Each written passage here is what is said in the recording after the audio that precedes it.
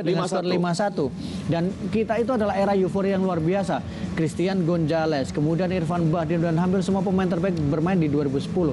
Tapi tiba-tiba di final, di leg pertama kita kalah ketika menghadapi Malaysia dengan skor 3-0. Dan kemudian penuh kontroversi, dan di leg kedua kita hanya menang dengan skor 2-1. Tapi ya apapun itulah, kadang Bung Tio, sepak bola tidak selalu bicara soal apa yang terjadi di dalam lapangan, tapi pasti ada cerita di luar lapangan. Hanya sejauh ini kita belum mendapatkan yang sebenarnya apa yang terjadi di 2010. Tapi di luar apapun itu, bahwa sekarang yang paling penting, lagi-lagi mungkin ini menjadi sebuah ucapan yang klasik, sebuah ucapan yang usang, bahwa semuanya stakeholder sepak bola mendapatkan dalam tanda kutip keistimewaan. Malaysia dan juga Benvenido Maranon. Yang menarik, Bung, 2008 Terasil Danda juga menjadi top skor dengan 4 gol. Ya. Kemudian di tahun 2012 Terasil Danda juga menjadi top skor dengan 5 gol. Ya. 2016 Terasil Danda juga menjadi top skor dengan 6 gol. Dan itu sangat penting. Nah, ini ternyata pemain terbaiknya adalah Can Hatip. Karena memang dari sang juara ya. Iya, Kalau dipikir-pikir memang tim yang membawa negara juara tentunya lebih besar mendapatkan kesempatan menjadi pemain terbaik. Hanya yang membedakan adalah tahun ini Can Hatip dia mendapatkan sepatu emas dan pemain terbaik turnamen, dan saya pikir layak ketika apa yang dilakukan. Pemain lengkap cukup sudah ya? lengkap sudah karirnya, dan dia menjadi salah mungkin dengan gelar AFF terbanyak juga dibandingkan dengan usia yang masih muda sekarang. Dia masih punya prospek untuk di tahun depan dan bahkan mungkin di tahun 2024. Ya, dan Thailand tentunya mampu bangkit ya setelah di 2018. Betul. Mereka seperti terpuruk dan membutuhkan waktu singkat untuk bisa. Vietnam menjadi sebuah kekuatan Asia Tenggara setelah bergabung di tahun 2017. Setelah itu Vietnam menjadi sebuah kekuatan yang melebihi Indonesia dan selalu ya ini sebagai runner up. Memang kita dikatakan 6 kali runner up mungkin tidak enak, tapi kalau kita melihat prosesnya khususnya di episode kali ini ya, saya melihat bahwa ini memang sebuah perjuangan yang di luar ekspektasi para pecinta sepak bola Indonesia sejak awal. Ya, mungkin akan ada juga yang mengatakan bahwa kok proses terus, kapan kemudian hasilnya? Ya memang proses kan baru berbuah ketika ada hasil. Yang parah adalah sudahlah kita tidak berhasil, kemudian kita tidak mau menjalani proses.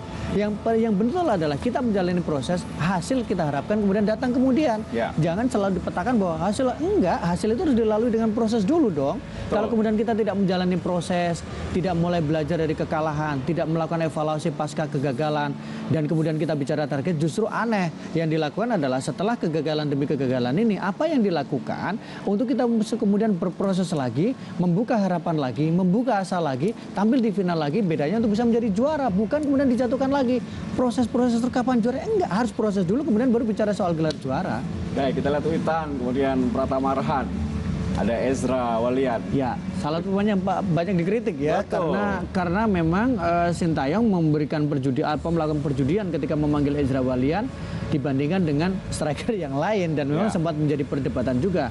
Tapi ini yang menurut saya kenapa Sintayong tetap perlu dilakukan evaluasi untuk memberikan jawaban terkait dengan keputusan-keputusan pemain yang dipilih, tapi harus ada solusinya. Kemudian yang terbaik seperti apa?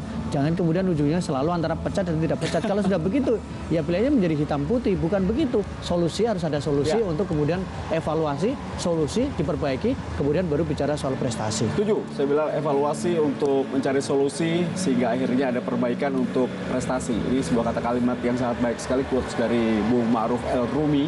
Kalau kita lihat ini pemain Farudin Arianto, dan juga tadi sebelumnya kita lihat pemain Indonesia, ini Marco Sandi. Ini Dewangga yang luar biasa. Betul, Dewa luar biasa. Arhan luar biasa. Ramai juga rumah kick tampil sangat baik ya. Iya, lebih bagus dibandingkan dengan leg pertama ya. Meskipun leg pertama sempat dia masuk sebagai pemain pengganti dan Irfan yang menjadi starter, tapi memang kita harus mengapresiasi apa yang dilakukan oleh para pemain kita, para official kita. Kemudian kita juga tidak bisa menafikan bahwa kita harus memberikan apresiasi kepada federasi yang sudah mencoba memfasilitasi di tengah semua keterbatasan. Setuju. Tapi bahwa federasi juga harus memberikan catatan, harus diberikan note, harus diberikan catatan. Saya pikir juga itu perlu dilakukan.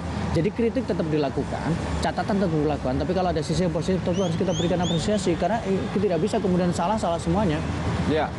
Special thanks dari saya mungkin dan juga Bung Maruf untuk Coach Shin ya. Ya, dan Ini dalam situasi yang sangat berat ketika pandemi melanda dunia, ya, dia mau datang dan terus memberikan kepelatihannya. Bukan hanya ilmu sepak bola, tapi bagaimana attitude, kemudian merubah teknik dasar.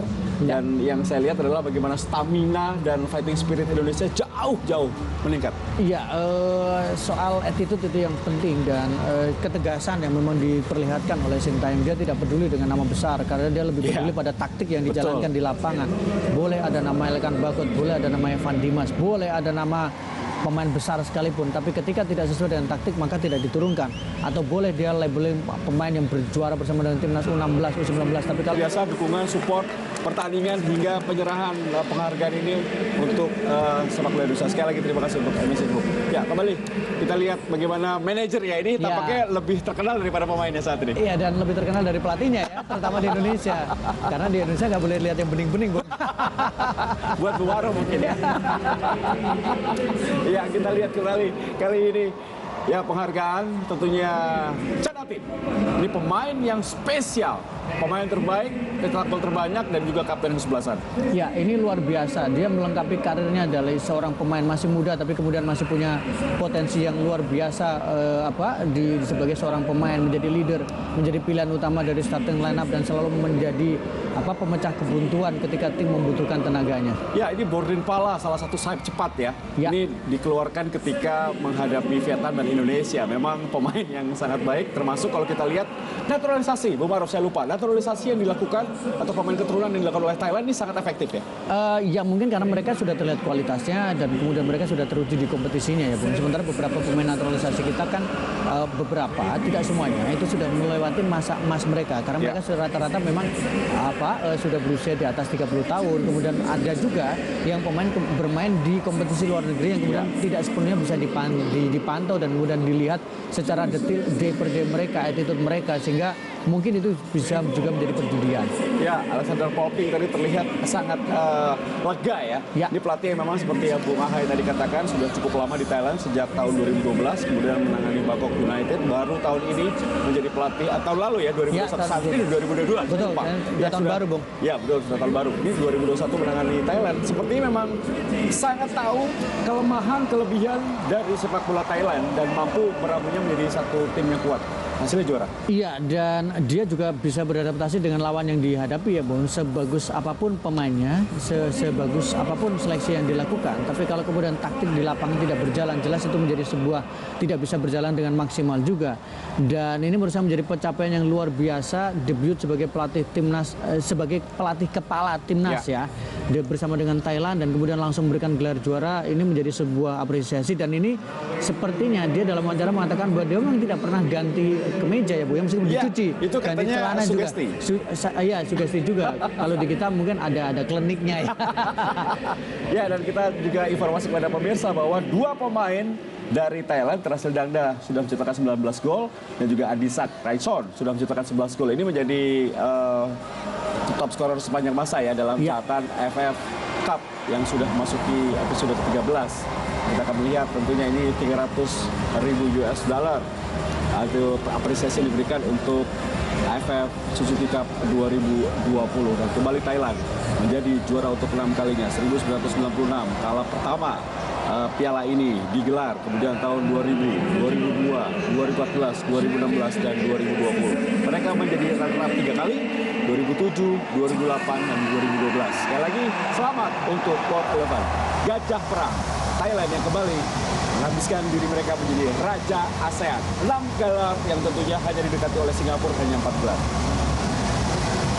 Ya, ini satu hal, tapi kita lihat bahwa Indonesia jangan berlarut-larut dengan kekecewaan. Betul. Karena sepak bola mereka bermain bukan hanya untuk ini, masih panjang. Iya. Mereka ini usianya masih muda, mereka masih panjang dan sepak bola tidak berhenti dalam satu turnamen, tidak berhenti dalam satu kompetisi. Pasti masih ada turnamen berikutnya, termasuk tadi yang Bung katakan di 2022 akan turnamen yang cukup padat dan itu menjadi momentum kita.